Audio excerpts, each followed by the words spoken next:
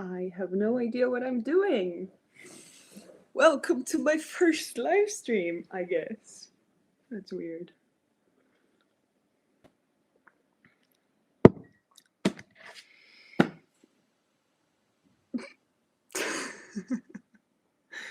Okay. I have no idea what I'm doing, but I'm just gonna be doing it right now. We're gonna be reading The Origin of Species because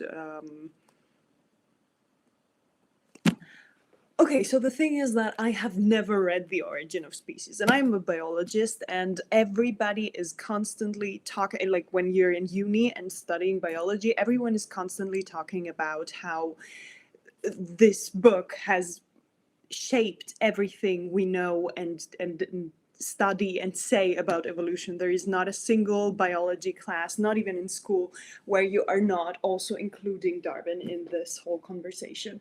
And I believe that it is important to also have read the books that you have on your shelves. And I had bought this 1,000 years ago. Yes, I am that old. And I got it, and then I didn't read it ever. And now I wanted to read it, and then I decided, well, why not do it here with y'all?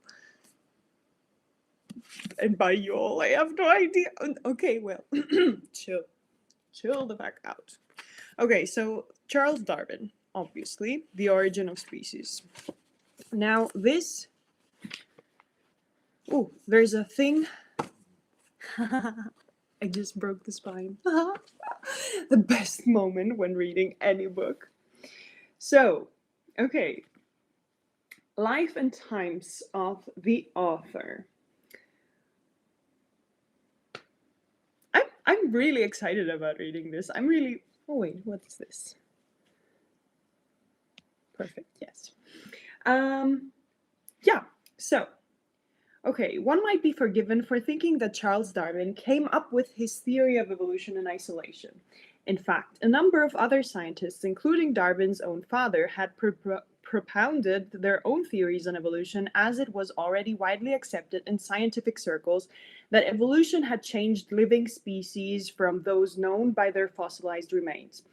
It is important to note here that this is actually true for every single discovery ever. There is not a single scientist who has come up with something on their own without ever thinking or knowing about something that was thought about before. Like even with this apple situation in Newton, this an apple fell on his head is a beautiful story, and it does catch on, but actually, you know, it's not how that happens.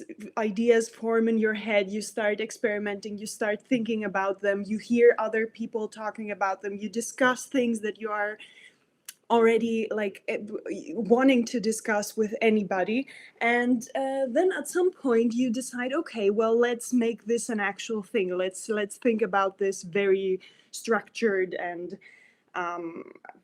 like be very specific about what I'm doing here. And that's how any science works. I know that or at least I feel like that. I feel like, oh well, of course somebody discovered evolution. It was there all along. That was an easy thing to discover. So how would anybody discover anything new now? And yeah, that's not how science works. Also, as we all know, even though Darwin has been like an impressive person for a long time and discussed in every biology lesson, still you have to always keep in mind that a lot of the things that he has said have been proven to be different than what he said, or added upon, or whatever. So it's not like, oh, he wrote this one book and this is it for the rest of eternity. Because nothing in science is ever like that. And that's the cool thing about science, that you always know that you can try to improve upon whatever you already know. Yeah, sorry. I'm gonna go on rants like that, and sorry. Yeah, where was I? Darwin's achievement was that he realized the mechanism behind evolution. As an avid naturalist and collector, he noticed that his specimens all differed very slightly from one another. It was this attention to detail that gave him his eureka moment, for he realized that those subtle differences meant that each specimen was slightly different or worse, better or worse, suited to survival. Darwin described this as fitness, giving rise to the phrase survival of the fittest. The mechanism was very simple. The fittest had the survival edge over other specimens and were therefore more likely to reproduce and pass their traits to the next generation, thereby causing a species to deviate over time. Okay, so survival of the fittest is this phrase that actually people are using, like, oh my god, I need to go into the fitness studio because survival of the fittest, or ooh, I need to be like, okay, so if I drive a car and you drive a bike and I drive over you, I'm fitter, I'm stronger, survivor of the name of the book is The Origin of Species by Charles Darwin. Sorry for anyone who's joining now. I'm a biologist and I've never read this, and I decided to do it with you. Hi. Yeah, so that's the problem I have. The survival of the fittest has been misconstrued into being like, oh my god, if I am stronger, if I am fitter, then people are gonna know that I am biologically fitter. That's not true. That's not how this survival of the fittest thing works. I mean, obviously all of you know probably, but anyways, it's my life. I can talk about whatever I want. I can nerd out as much as I want. So survival of the fittest means that you are the best equipped to survive long term and reproduce in this current environment you're living in. So if you are better at surviving and reproducing, so getting your genes into the next generations, than anybody else around you, you are the fittest. It doesn't matter if it doesn't matter if you are stronger than everybody else, if other people could outperform you in something. It doesn't matter, because it is not about other people. It's about you being able to survive and reproduce in a specific environment. I'm sorry. I'm really sorry. I'm trying to read. Okay, sorry. My sister, when we were little, she asked me to read her things, and then we were together sitting there reading things, and then at some point I started either ranting or reading inside my head, and she was like, out loud, and I was really keen on reading Harry Potter to her because I'm a huge Harry Potter nerd, and that didn't work oftentimes because she was pissed that I wasn't reading out loud long enough. Yeah, sorry. What? Darwin knew nothing of genetics, so he was unable to explain the underlying mechanism by which traits are passed between generations and how the variety in traits is brought about by successive generations. It would take the work of other scientists such as Gregor Mendel, another favorite of mine. I love Gregor. Gregor Mendel is the one with the monk with the word, with the beanstalks, that were like, if you have ever done a Punnett square in biology class, that was him.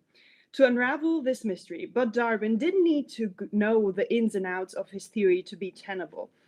All of the evidence fitted perfectly well with his idea, not least because he spent 20 years documenting examples in his defense. The word defense is used advisedly here because Darwin knew very well the implication of this theory. As a young man, he had entered the church to train as a priest, and he was only too aware that any ideas on evolution ran against the received Victorian belief that the world had been created by the Christian God. The Christian church held the view that the world had been created as it was, and that everything remained unchanged over time. To suggest that the science was responsible for the development of the human race meant ridicule and attack, and Darwin knew he would be in for a rough ride, which he was, obviously. Try reading the book The Remains of the Day. Thank you for the recommendation. I want to grab my phone and write it down, but I can't because I'm here. I hope I... The Remain of the Days, The Remain of the Days, The Remain of the Days. Okay. Yes, nevertheless, Darwin was a scientist and had a compulsion to report what he knew to be true according to his observations. As a scientist, he saw himself as a neutral entity, doing nothing more than adding to the depository of human knowledge.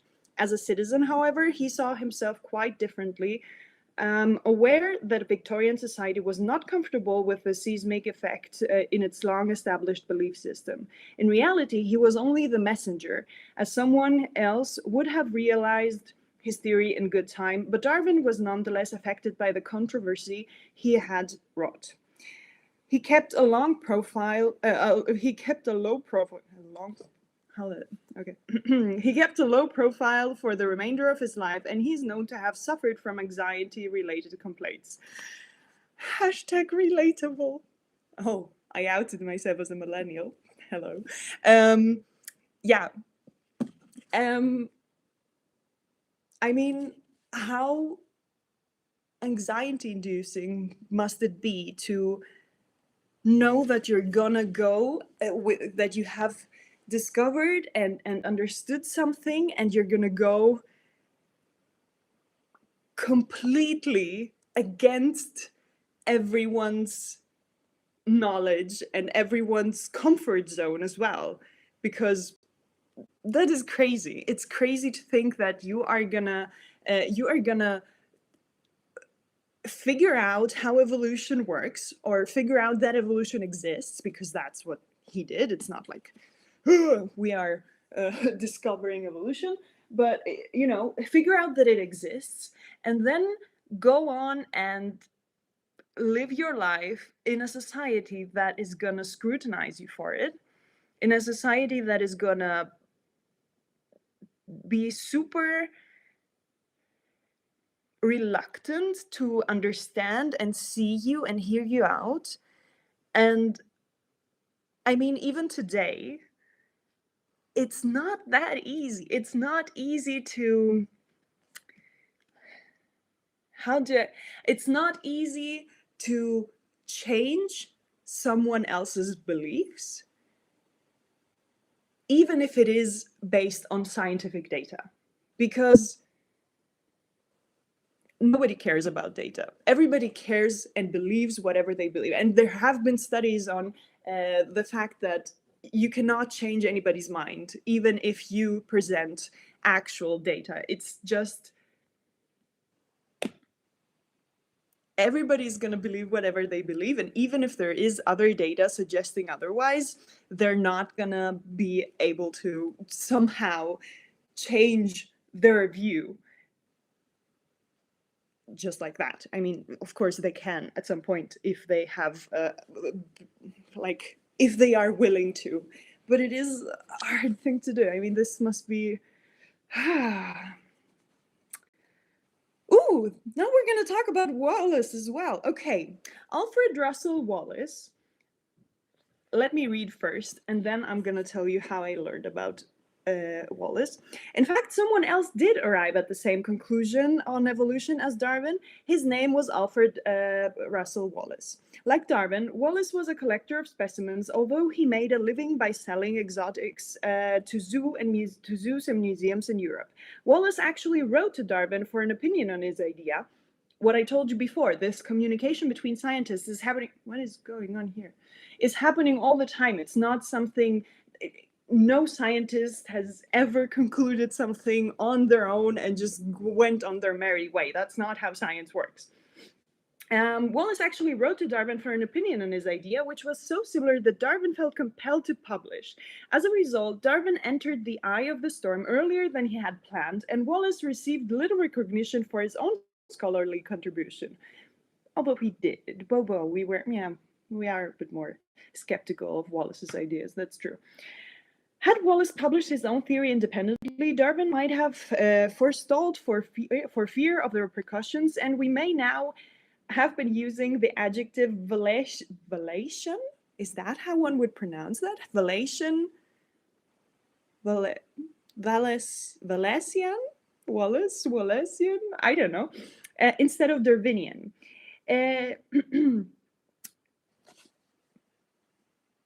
That's why everyone's telling you, do the thing, do it, just do it.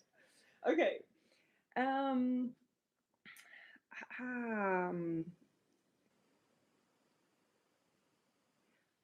It is true, though, that Darwin put in the work. Wallace, a younger and more dynamic man, had only recently hit on the idea of natural selection by noticing the same variety in traits between specimens.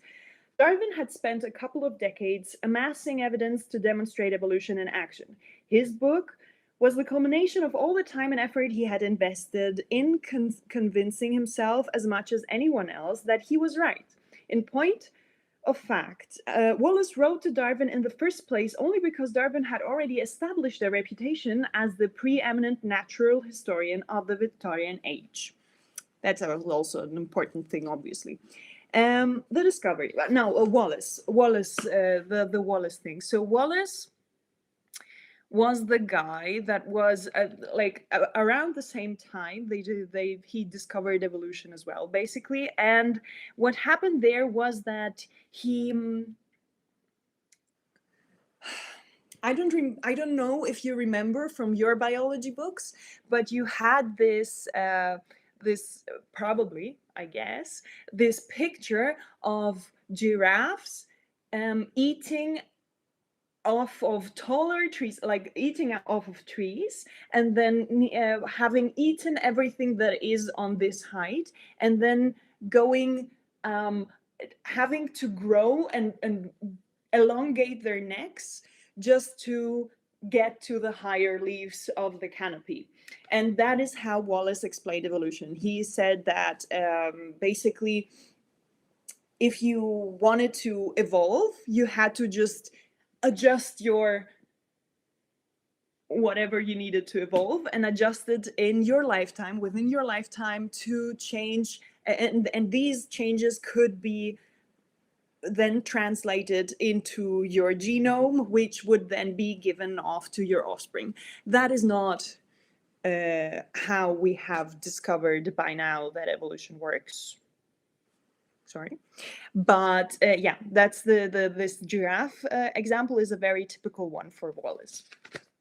Anyways, the discovery. The event that catalyzed Darwin's thought processes was a voyage on board a ship named HMS Beagle. Darwin was the ship's naturalist, and he was tasked with recording and collecting information at a time when little of the natural world was known to science. He witnessed all manner of fascinations as the voyage progressed. I can read, I promise. But one place in particular sparked his imagination: the Galapagos archipelago. This group of islands west of South America had a unique fauna that became the model for Darwin's theory. I cannot explain how badly I want to go to the Galapagos Islands. I get so bad. Okay. This group of islands, yeah. Where others only saw unfamiliar species, Darwin saw natural selection in microcosm. He studied a group of indigenous finches, having noticed that there were various species essentially similar, but for the shape and size of their bills. He realized that they had evolved from a single original species by adapting to different ecological niches across the islands. Similarly, there were giant tortoises, each species with its carapace designed differently according to its ecological requirements. Darwin took all of this evidence as the core for his book. He realized, too, that domesticated animals and plants had evolved from their wild counterparts by artificial selection as opposed to natural selection. Man had been exploiting the very mechanism that allows evolution to work all along, never realizing that nature selects the traits it desires and deselects those it does not in the exact same way. 150 years on, and the Darwinian model is the foundation stone for evolutionary science. In fact, it also extends to other realms of study because similar mechanisms can be seen in action in disciplines that have nothing to do with biology. Rather than the gene, the meme is used in describing a social or cultural element that appears and then survives or dies out depending on whether people find it useful. In effect, this mimics what happens to a gene within the gene pool for a species. Yeah. In the biological context, the Darwinian model has been extended due to increased knowledge over the years, but never discredited.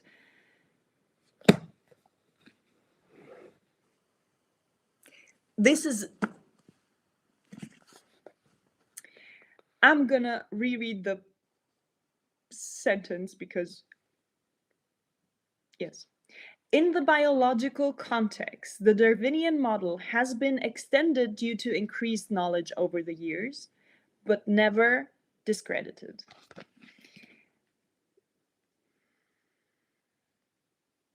I was in uni. I was in uni and I was studying biology. And that means that I have already gone through school, learned a lot about evolution, and decided that I want to go into this field of study. And I still had people in there who were actively not believing in evolution. Now, I don't care what you believe in, but the way science works is that we are trying to discredit every single thing we are thinking about, okay? If any scientist thinks about anything, it doesn't have to be such a big thing as evolution. It can be all water needs to be at 32 degrees to, I don't know, whatever. If you have a theory, you have to try, as a biologist, or as a scientist in general, you have to try to find every single way there is to discredit this theory. You are trying to prove yourself wrong, okay? That's the plan. The plan is design experiments that are going to prove me wrong, that are going to actually show that whatever I was trying to say, that whatever I think is right, is not right. Because oftentimes we can design one experiment in which whatever we say is perfect. Yeah, that's probably it. I mean, who knows? But it could also be 50 other things. And that's the thing. If you are a scientist, you are trying to design experiments by which to falsify your hypothesis. For the last ever, everyone has been trying to discredit and find a way to prove Darwin and the theory of evolution wrong. That is why it is also called the theory of evolution. Now, taking this, the fact that it is called theory of evolution, and using this as a means to say it's just a theory, it's not even proven. My biggest ache. I cannot explain to you how icked out I am when people are like, well, yes, of course, it's just a theory. And yeah, it is. That's true. That's absolutely true. But that doesn't make it less valid. That doesn't make it less. It's not proven. It's not proven. That's the point. It has been tried to be falsified. It has been. I lost my page. Well, we hadn't read that much anyways yet, so it's fine. But just because something is a theory, it doesn't mean that. It means that whoever you are, you can choose to do an experiment to try and falsify that theory. And if you don't, then this means that this also counts towards the it's true. Or it works in this very specific, it's not true. It works in this very specific experiment that you designed. And then this experiment can be redone and figured out by other people in other ways on other continents even, just to see if that is also true for them, and if it is also true in their case, and however they decided to change the variables a bit, you know? Sorry. Okay, well, discredited. Where? What? Yeah. Modern evolutionary theory is often described as neo-Darwinian in recognition of this. Fundamental to this continuance of Darwinian influence is that science has never found a way in which a developmental trait acquired during an organism's lifetime might be passed to the genes and relayed to offspring. The genes of an organism therefore remain constant throughout its lifetime, and genetic variation in offspring only occurs as the result of the processes of gamete reproduction, meiosis. In what's it called in English? In brackets. Ha, I remembered. And sexual reproduction, in brackets, fertilization. This is central to an accurate understanding of Darwinian evolutionary theory, as it is intuitive in the lay person to mistakenly think that developmental traits are passed on to the next generation, when in fact they can only influence the chances of survival and reproduction to some extent, because they cannot affect the genetic makeup. That's what I told you about, what's his name, Wallace and his theory. So that is the part where they were differing, the part where Wallace went wrong. Well, it's not wrong, it's just a step in the direction, you know. One of the most significant outcomes of Darwin's theory of evolution was the realization that it is possible to change species even though farmers had been doing it since time immemorial by adapting plants and animals with artificial selection. So, as we said before, Darwin was not a person that woke up one day and discovered that evolution exists and just said, well, evolution exists, and now it did. It was something that people had been using anyways in all of their gardens all along. So it wasn't anything new. It was something that hadn't been described before and hadn't been set into a context where it explained things about us as well, because we are also a product of evolution, and that is, it is what it is. It's nothing bad or good, or it doesn't say anything different about me as a person, but I am a product of evolution. Oh, you know what it does say about me as a person? I can people probably shouldn't say stuff like that on the internet, but I'm often jokingly saying that I am on a lower step on evolutionary speaking, because I can still grab and do a lot of things with my feet, with my toes. So I'm like, yeah, well, that's not something the current human can do. I'm an ape. No, I'm not an ape. I have a common ancestor with apes. That's all. Oh, I'm talking myself into a rant. I'm fighting myself on stuff that I don't want to fight about, even with other people. Sorry. Yeah. Needless to say, for every proponent of genetic manipulation, there is a detractor, simply because all new technologies can be put to good or bad uses.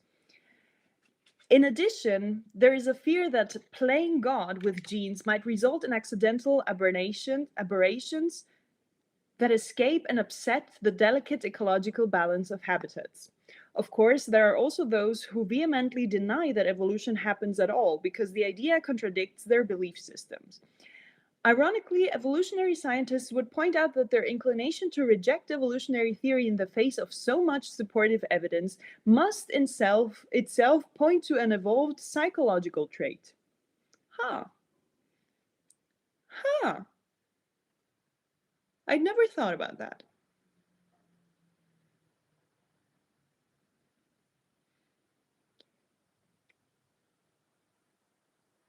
evolutionary scientists would point out that their inclination to reject evolutionary theory in the face of so much supportive evidence must itself point to an evolved psychological trait.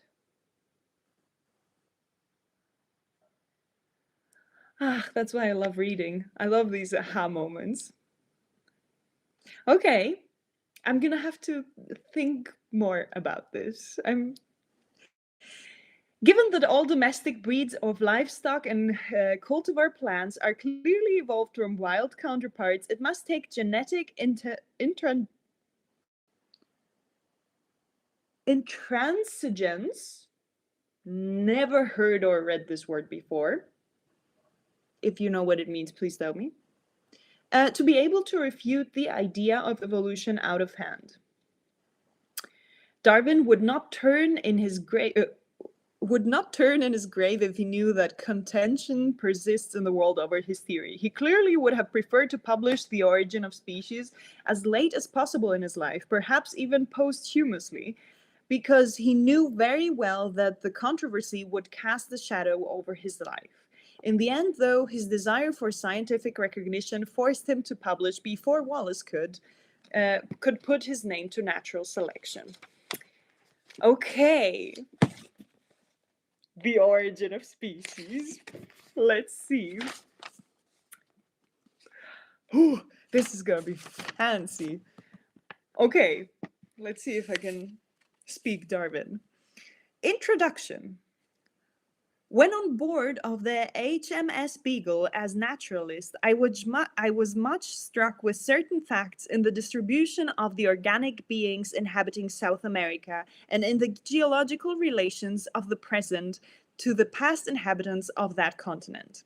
These facts, as will be seen in the latter chapters of this volume, seem to throw some light on the origin of species, that mystery of mysteries, as it has been called by one of our greatest philosophers. On my return home, it occurred to me in 1837 that something might perhaps be made out of his question by patiently accumulating and reflecting on all sorts of facts which could possibly have any bearing on it. After 5 years' work, I allowed myself to speculate on the subject and drew up some short notes. These I enlarged in 1844 into a sketch of the conclusions which then seemed to me probable. From that period to the present day, I have steadily pursued the same object. I hope that I may be excused for entering on these personal details, as I give them to show that I have not been hasty in coming into a decision. My work is now, 1859, nearly finished, but as it will take me many more years to complete it, and as my health is far from strong, I have been urged to publish this abstract. I have more especially been induced to do this by Mr. Wallace, who is now studying the natural history of the Malay archipelago, has arrived at almost exactly the same general conclusions as I have on the origin of species. In 1858, he sent me a memoir on this subject with a 58. When are we writing this? 59. So a year later, he wrote this, and he also included him in this thing. I really like that he included him in it. I really do. I really do like that he said right from the beginning, because we can be vain. Like, people can be vain, and scientists are people, so scientists can be vain. But you know, in your vainness, if you then just decide to, well, not overgo, because he just did it because he needed to do it, you know. But if you decide to do it and not mention that other people have all, on the other hand, this might have been because he decided that he wanted to defer from the fact that he himself had been saying or would be saying stuff that he wouldn't, or other people wouldn't like, you know. Like, Darwin was a very controversial person, especially in his time. Sorry. Okay. Where was I? the next time we're gonna do a live reading, we have to, I don't know, I have to have something to remember where I was.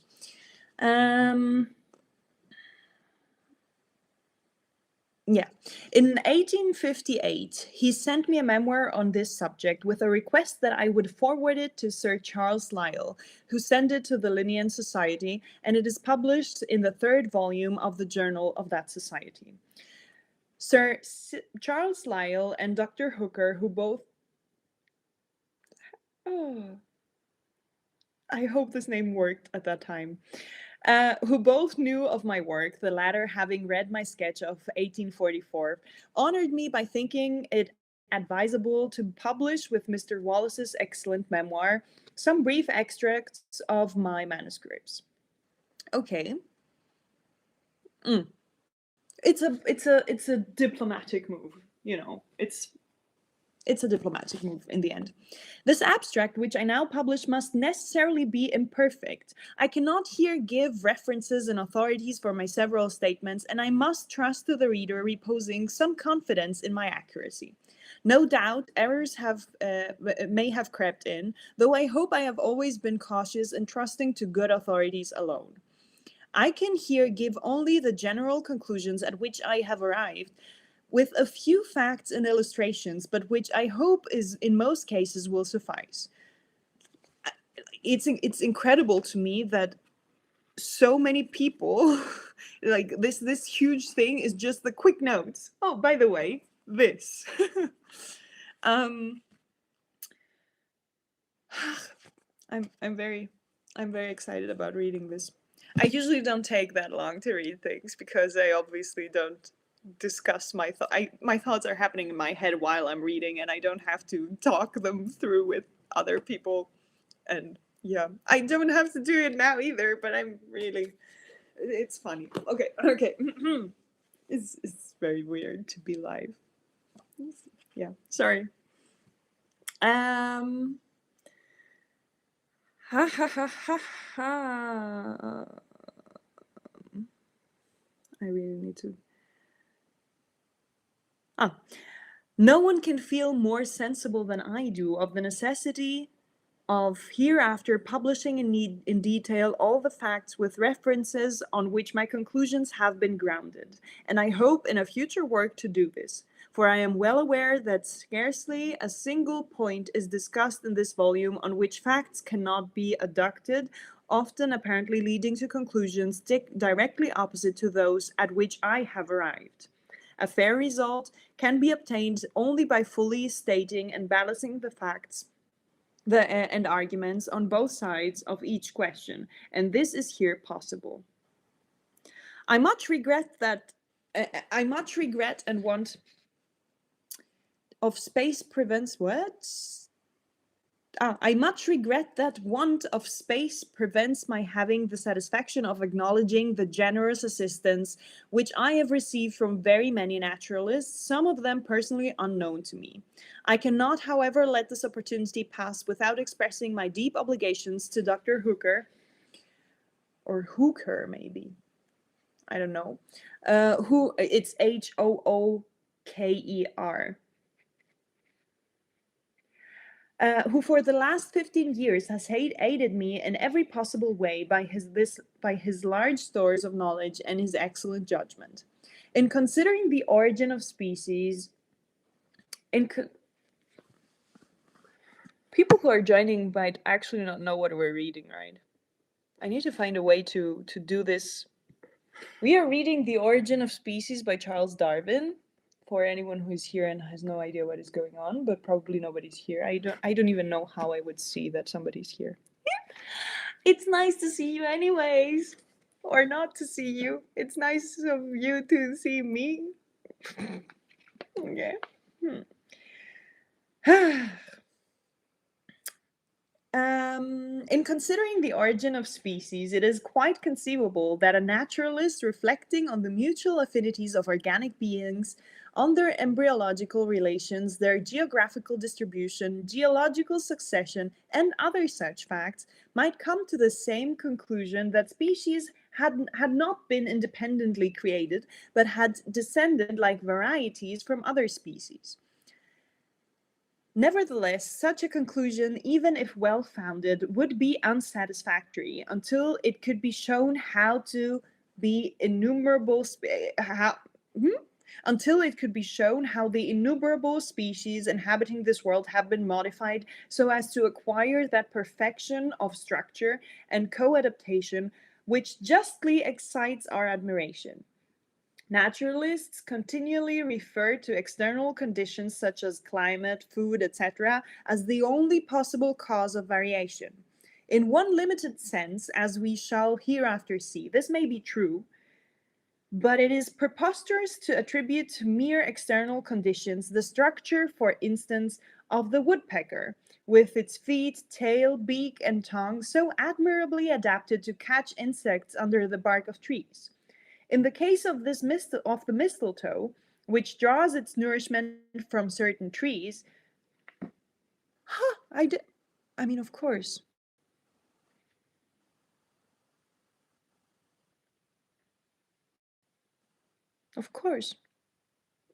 mistletoe doesn't have like earth roots. No, duh. Okay, sorry. I don't know why I hadn't made that connection yet. Um,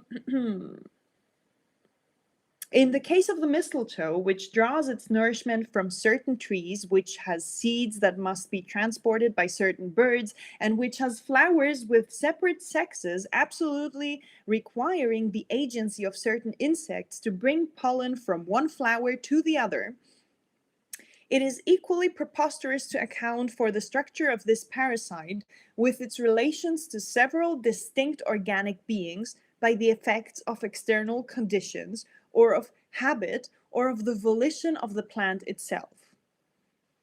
It is therefore of the highest importance to gain a clear insight into the means of modification and co-adaptation. At the commencement of my observations, it seems to me probable that careful study of domesticated animals and of cultivated plants would offer the best chance of making out this obscure problem. Nor have I been disappointed. In this and in all other perplexing cases, I have invariably found that our knowledge, imperfect though it be, of variation under domestication afforded the best and safest clue.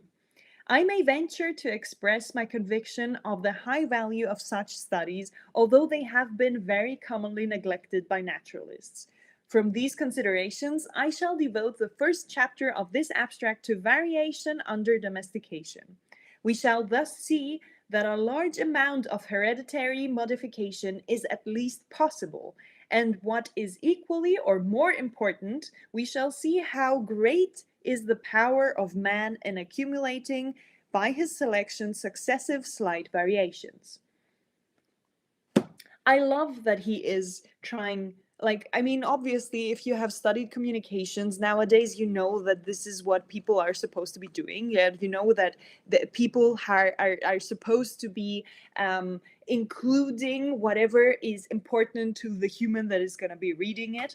But at the same time, I feel like nobody would be doing and nobody would be actively saying, okay, well, back there, that if you are fancy enough, I mean, why am I'm presumptuous. I'm probably just presumptuous about this.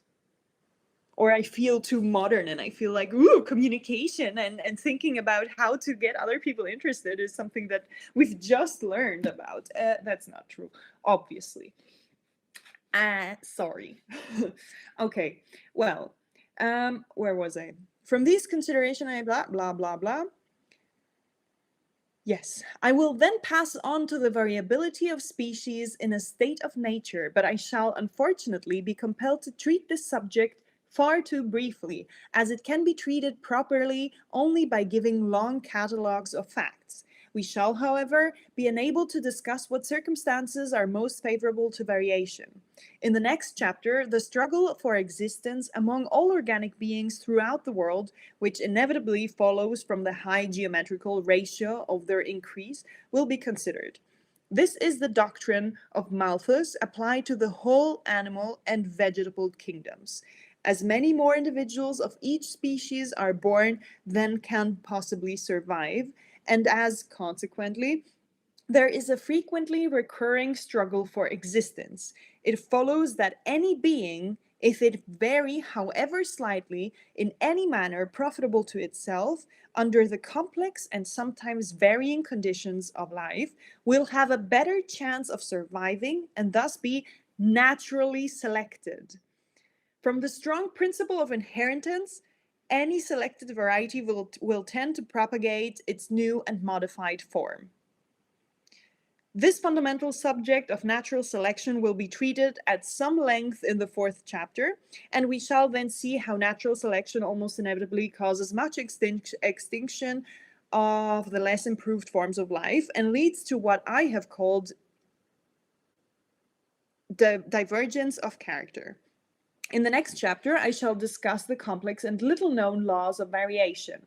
In the 5 succeeding chapters, the most apparent and gravest difficulties in accepting the theory will be given, namely, first, the difficulties of transition, or how a simple being or a simple organ can be changed and perfected into a highly developed being or into an elaborately constructed organ.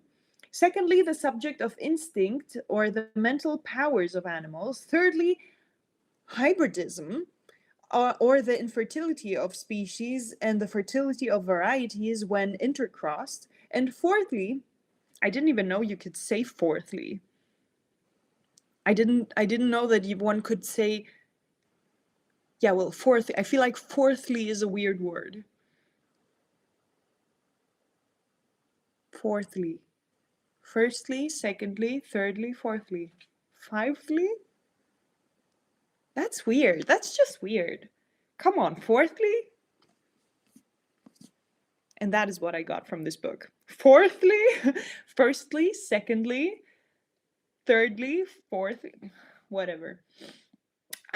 Where was I? At fourthly. And fourthly, the imperfection of the geological record. In the next chapter, I shall consider the geological succession of organic beings throughout time. In the 12th and 13th, would you be saying 13thly? 13thly? Huh? um, In the 12th and 13th, their geographical distribution throughout space. In the 14th, their classification or mutual affinities, both when nature and in an embryonic condition. And in the last chapter, I shall give a brief recapitulation of the whole work and a few concluding remarks. Keep in mind that this guy, Charles Darwin, just told us that they were gonna do this like real quick. They were gonna do it in a way like, okay, look, this is not my full work. This is not gonna be everything that I can do. I can explain to you. This is gonna be just a quick summary because I am old and I want to publish this, but I don't have the time to work on it thoroughly. The fuck? Like this is impressive. Okay. Yes. No one ought to feel surprise at much remaining as yet unexplained in regard to the origin of species and varieties, if he make due allowance for our profound ignorance in regard to the mutual relations of the many beings which live around us. Who can explain why one species ranges widely and is very numerous, and why another allied species has a narrow range in its rare and is rare? I can read. Yet these relations are of the highest importance, for they determine the present welfare, as I believe, the future success and modification of every inhabitant of this world. Am I the drama? But it is true. You know, if somebody can be the drama, it must be Charles Darwin at the time, especially. Like, you are the drama and it's fine. You're good. Where was I? Oh my god, I need to keep track of where I was every time. It's impossible. Impossible. Wait. In this world, yes. Still less do we know of the mutual relations of the innumerable inhabitants of the world during the many past geological epochs in its history. Although much remains obscure and will long remain obscure, till today at least. Although much remains obscure and will long remain obscure, I can entertain no doubt that the most deliberate study and dispassionate judgment of which I am capable, that the view which most naturalists until recently entertained, and which I formerly entertained, namely that each species has been independently created, is erroneous.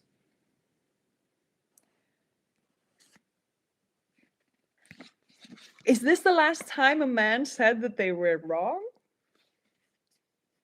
I don't know. I'm just joking. I'm just joking. Everything is fine. Um, what? Yeah, I'm fully convinced that species are not immutable, but that those belonging to what are called the same genera are lineal descendants of some other and generally extinct species, in the same manner as the acknowledged varieties of any one species that are the descendants of that species. Furthermore, I am convinced that natural selection has been the most important but not the exclusive means of modification. Important thing to say. Chapter 1. Oh my god, I've been doing this for, I don't know, an hour. Oh, I'm sorry, I'm just. Variation. So, for anyone who newly joined, we are reading Charles Darwin, The Origin of Species. I am a biologist and a science journalist, but I have never read this piece, even though I have owned it for 1,000 years. So I'm doing that right now because I'm really, really, really into books like that as well. But I've been a bit afraid of this because it's huge. But as Darwin said, it's just a summary, okay? It's just a quick recollection of whatever he's studying. That's ridiculous. Anyways, variation under domestication. Causes of variability, effects of habit in the use and disuse of parts, correlated variation, inheritance, character. What the fuck is this? This is not a sentence. Ah, okay. I think he's trying to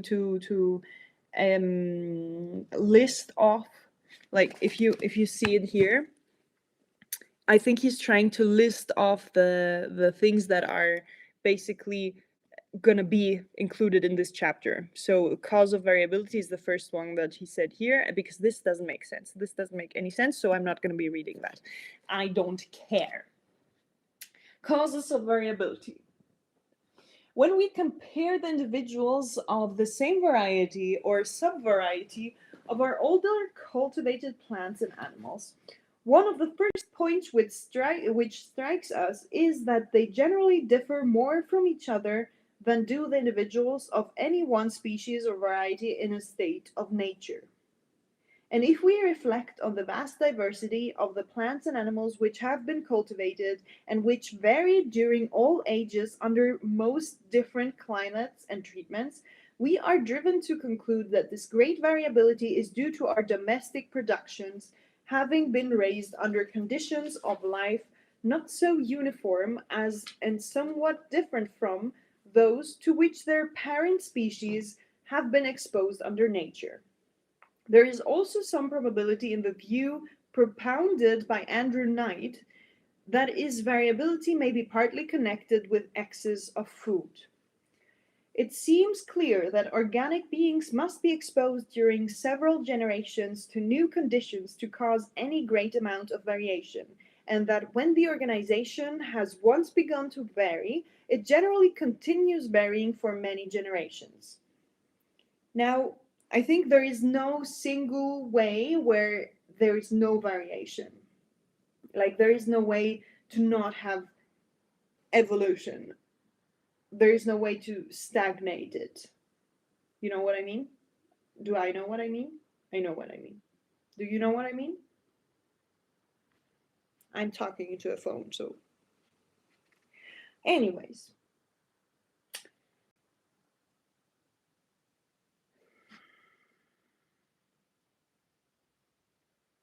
I really need a way to find to know where my place is without missing everything.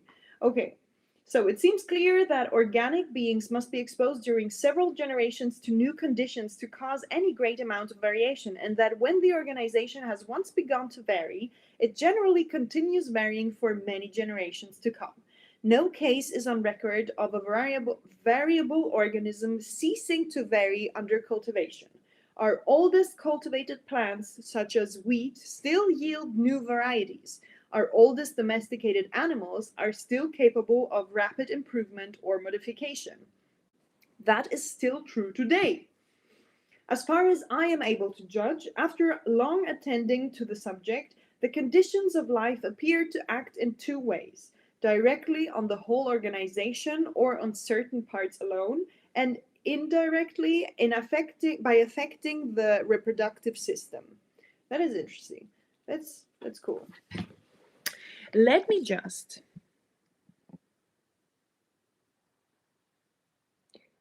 I wanna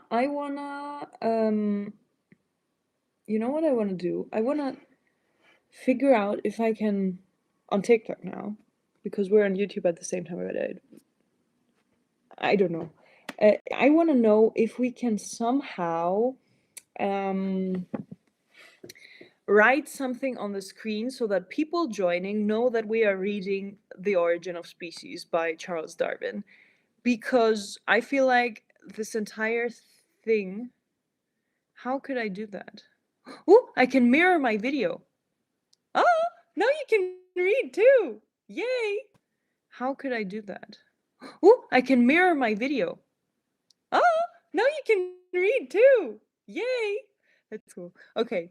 I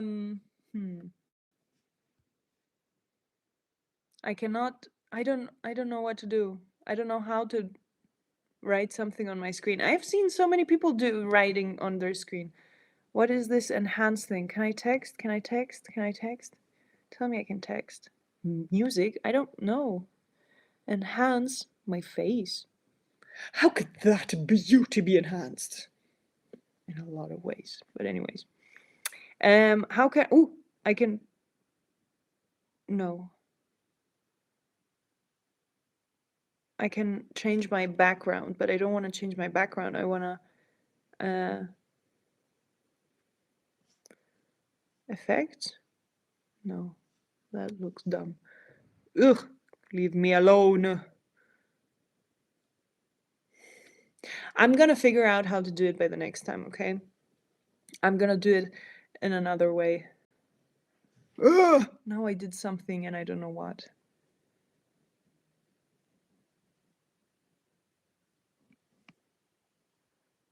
I don't know what to do. What is this? What is this?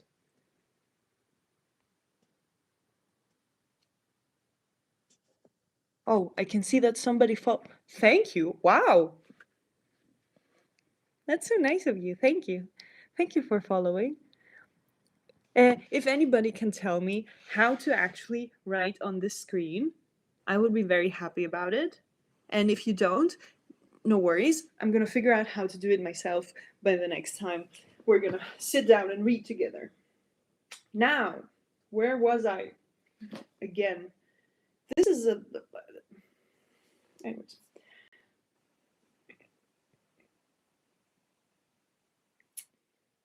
Yes.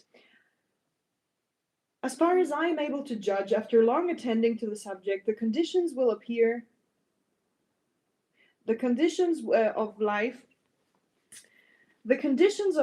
appear to act in two ways: directly on the whole organization or on certain parts alone, and indirectly by affecting the reproductive system. With respect to the direct action, we must bear in mind that in every case, as Professor Weissman has lately insisted, and as I have incidentally shown in my work on variation under domestication, there are two factors, namely the nature of the organism and the nature of the conditions. The former seems to be much the more important, the former being the nature of the organism. Okay, that's fine. The former seems to be much more important, for nearly similar variations sometimes arise under, as far as we can judge, dissimilar conditions, and, on the other hand, dissimilar variations arise under conditions which appear to be nearly uniform. The effects of the offspring are either definite or indefinite. The funny thing about that I just learned, basically, about the speech in 1859 is that when you had a word like different or indifferent, the in is separated. Like linguistically, there have been changes. Indifferently, nowadays one would say indifferent. It's indifferent to me that blah blah blah. And that would be one word, right? Right? I'm not the English native speaker. You are. You tell me. Okay.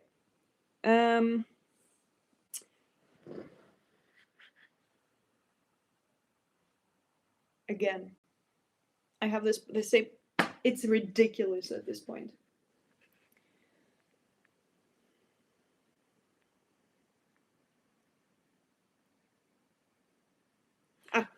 Indefinite.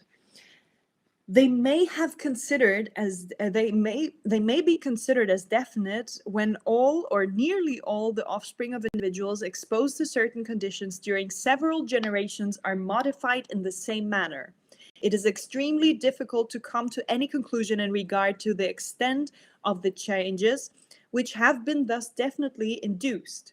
There can, however, be little doubt about many slight changes, thus as size, form, the amount,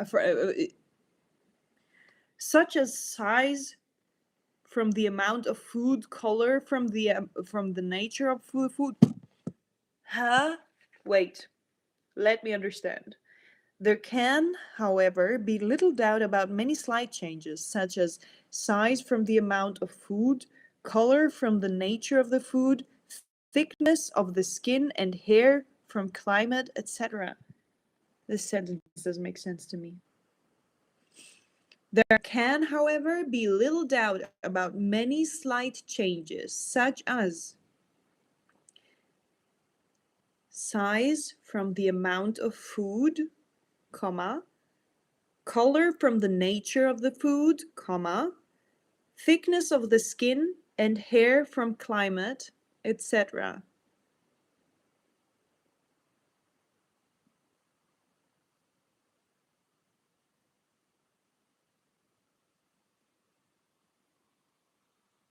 I'm going to understand whatever I'm going to understand, and we're going to be fine with it and move on. Each of the endless variations which we can see in the plumage of our foals must have had some efficient cause. They must. And in the same cause, we are to act uniformly during a long series of generations on many individuals, all probably would be modified in the same manner. Fine. Such facts as the complex and extraordinary outgrowths which variably follow from the insertion of a minute drop of poison by a gall-producing insect shows us what singular modifications might result in the case of plants from a chemical change in the nature of the sap. Indefinite. Now the indefinite is written in one word. I'm confused. I'm biologically and linguistically confused right now. That is not a nice state to be in. Indefinite variability is a much more common result of changed conditions than definite variability, and has probably played a more important role in the formation of our domestic races. We see indefinite, now indefinite is separate again. Indefinite. The fuck? Sorry? The fuck?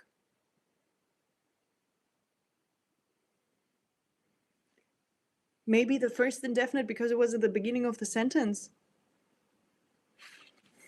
I don't know. This stresses me out. Okay.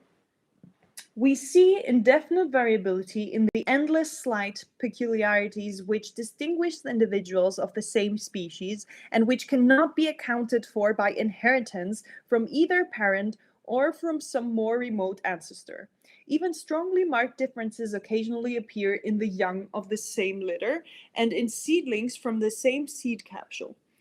At long intervals of time, out of millions of individuals reared in the same country and fed on nearly the same food, deviations or structure so strongly pronounced as to deserve to be called monstrosities arrive. But monstrosities cannot be separated by any distinct line from slighter variations. Oh, I like that. What is the line? I like that on a philosophical level. What is the line you draw from whereupon a monstrosity starts and where normal enough or good enough begins? Is still, it's a nice thing to consider. Wait, where was I again? Oh my god. This is a mess.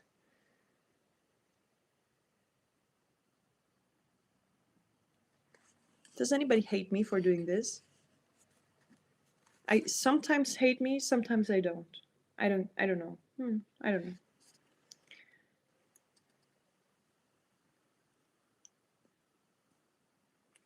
All such changes of structure, whether extremely slight or strongly marked, which appear among many individuals living together, may be considered as the indefinite. Now it's together again. I'm pissed. May be considered as the indefinite effects of the conditions of life on each individual organism, in nearly the same manner as the chill affects different men in the indefinite manner according to their state of body or constitution, causing coughs or colds, rheumatism.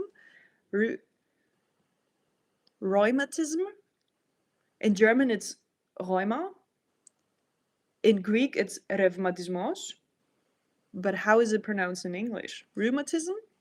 Or inflammation of various organs. With respect to what I have called the indirect actions or changed conditions, namely through the reproductive system of being affected, we may infer that variability is thus induced partly from the fact of this system being extremely sensitive to any change in the conditions, and partly from the similarity, as Kohlreuter and others have remarked, between the variability which follows from the crossing of distinct species and that which may be observed with plants and animals when reared under new or unnatural conditions. Many facts clearly show how eminently susceptible the reproductive system is to very slight changes in the surrounding conditions. Nothing is more easy than to tame an animal, and few things more difficult than to get it to breed freely under confinement, even when the male and female unite. How many animals there are which will not breed, though kept in an almost free state in their native country. This is generally but erroneously attributed to vitiated instincts. What is a vitiated instinct? What's vitiated? I need to Google this. I'm sorry. I really need to Google this. Vitiated meaning, yes. Vitiate, spoil or impair the quality of or efficiency of. Spoil or impair the quality or efficiency of. Okay.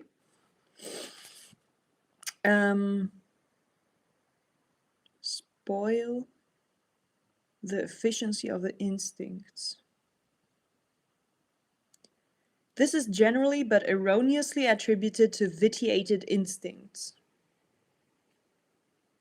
So people assumed that the fact that the animals didn't breed, even though they were there and they were able to unite, have coital relations.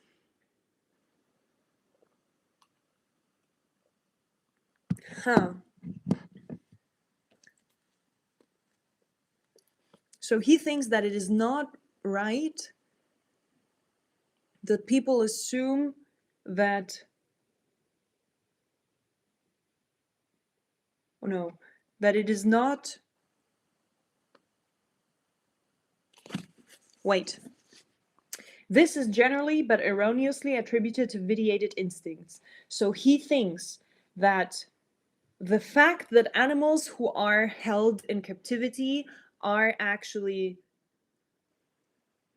not breeding even though they are uniting, that means that no, that doesn't mean anything. He thinks that it is wrong that people think that this whole thing is coming from vitiated instincts, from instincts that are just a bit wrong and spoiled. So he thinks that this is wrong. Okay. Many cultivated plants display the utmost vigor and yet rarely or never seed. Yeah. In some few cases, it has been discovered that a very trifling change, such as little more or less water at some particular period of growth, will determine whether or not a plant will reproduce seeds.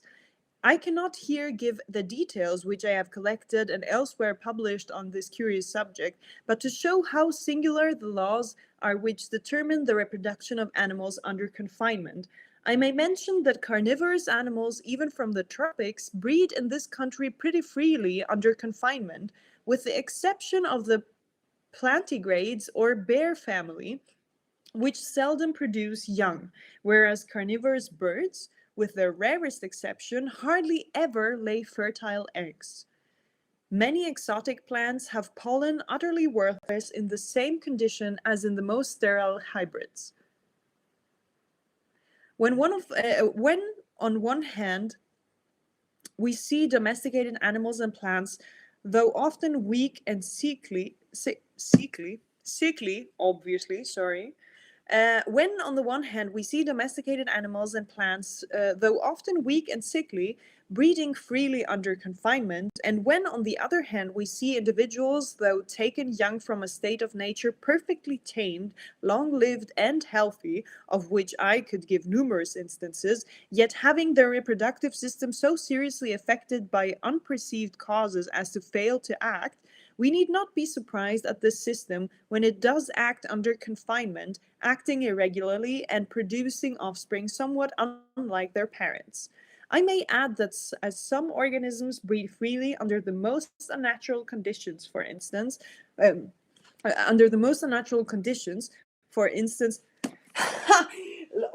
wait, because I want to show you that how can I show you this?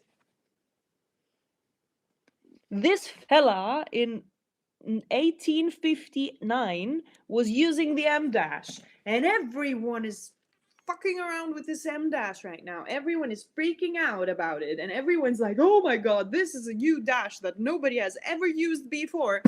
This is not only before AI, this is not only before ChatGPT, it is also before everything. It is before it is before, not before everything. Chill. I need to chill. I am the drama, but it's before any internet or anything was available. Okay, chill the fuck out, Marta. Okay, wait.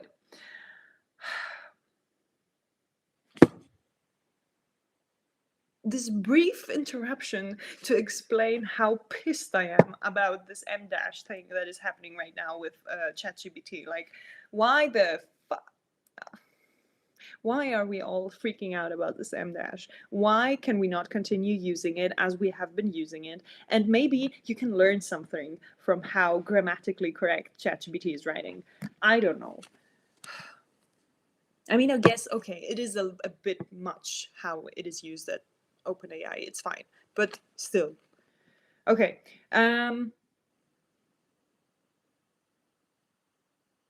For instance, rabbits and ferrets kept in hutches, showing that their reproductive organs are not easily affected. So will some animals and plants withstand domestication or cultivation and vary very slightly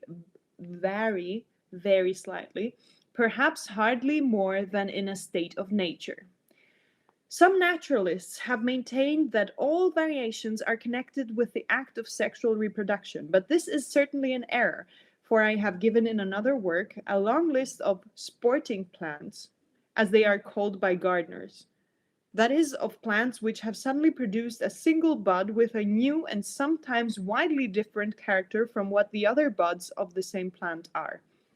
These bud variations, as they may be named, can be propagated by grafts, offsets, etc., and sometimes by seed.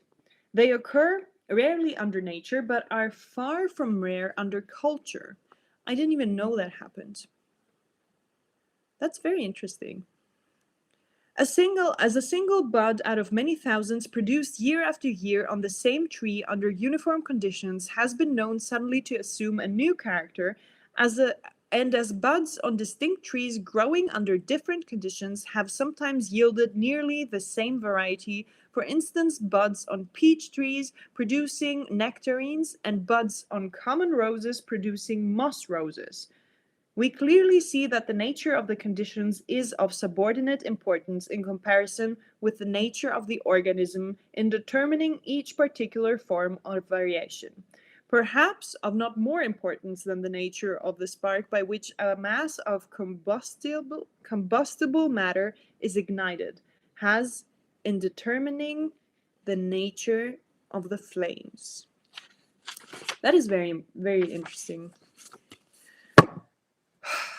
That is very, very interesting indeed. I really love reading this, but I'm growing tired.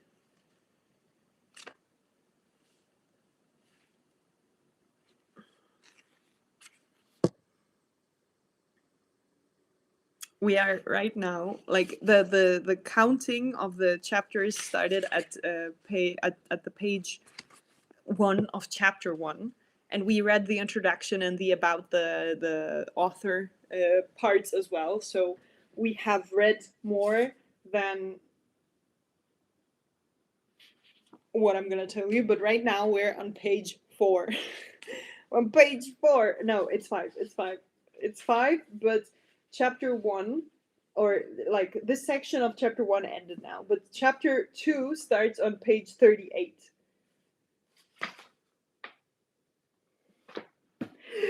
So we're gonna continue on another day, but it was very interesting to do that right now. I'm very happy I started reading it, and I'm this book is never gonna close the same, and it's gonna get worse. I love to see when books have been read.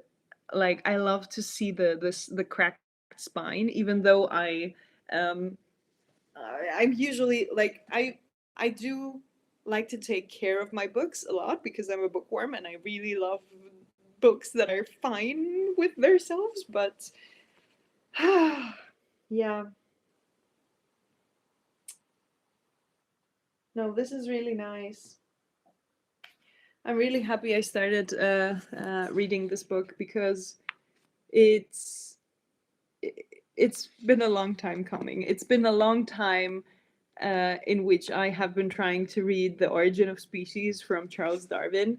And every time I was like, well, this is a lot of effort and a lot of, yeah,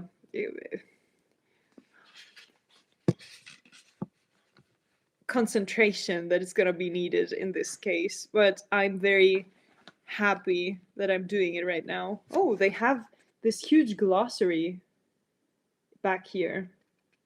Glossary of the principal scientific terms used in the present volume. I am indebted to the kindness of Mr. Dallas for this glossary, which has been given because several readers have complained to me that some of the terms used were unintelligible to them. Mr. Dallas has endeavored to give the explanations of the terms in as popular a form as possible. That's nice, you know. We have the internet. We can just join the internet, go into to Google and Google like what does appended mean? Attached or added, by the way. And then you can like go on with your life and know what happened. No, but it is very interesting. I'm very happy I did that today. Like, what else does one do on Saturday or Sunday? What day do we have today? Saturday. Saturday. Yeah. Tomorrow I'm gonna be on a flea market, so I have to be prepared for that. I have to do a little bit of some things about that today as well. Yeah, and tomorrow is gonna be a long and hard day. But I'm very happy to do it because at the beginning of the year, I made this bingo board basically with all the goals that I have for this year, and I have like every bingo board has 25 fields, and I have 25 goals for the year now. And one of my goals was to sell on a flea market because I did it last year and I got rid of so much stuff, which was really nice because I wanted to just declutter, you know? I wanted to declutter.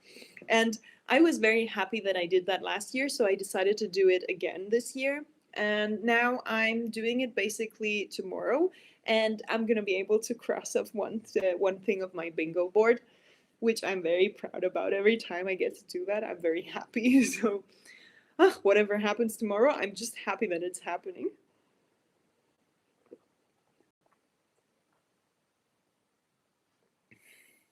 Ah.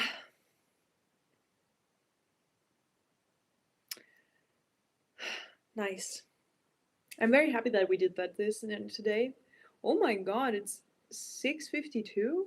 We've been here for 1.5 hours. Oh, um, I'm sorry for, well, not for keeping you because you can just scroll on, I guess. But thank you for joining if you did, and thank you for listening to me ramble about The Origin of Species by Charles Darwin. And I'm gonna do this again because I feel like it's also holding me accountable to be reading the book and keep going with that.